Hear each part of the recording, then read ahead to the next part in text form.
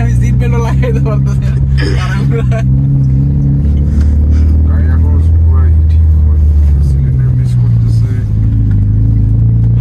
আমার এই ক্লিপটা যে আসছে আমি সিট বেল্ট চিপে আটকে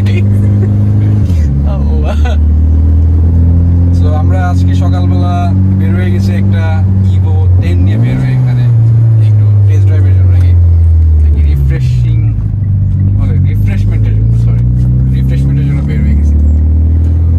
আমাদের সাথে আছে আমাদের সবার প্রিয়, প্রাণ প্রিয়, অনেকের প্রিয়, মানে কাপুদের প্রিয়।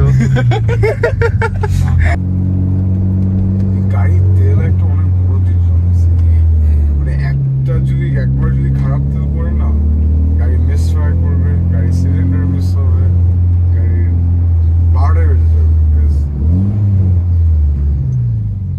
This car is not made for this country.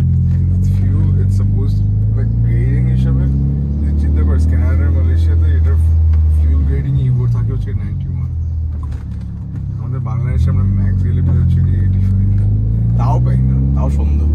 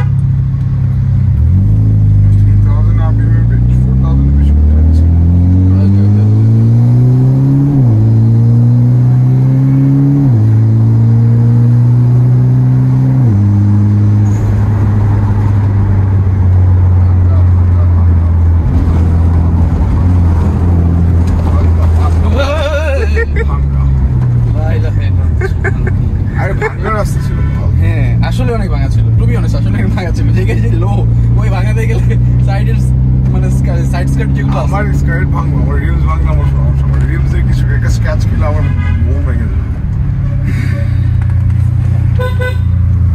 আরে এই গাড়ির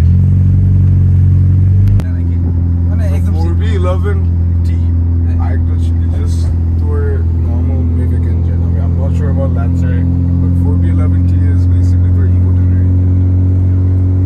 It has a lot of potential.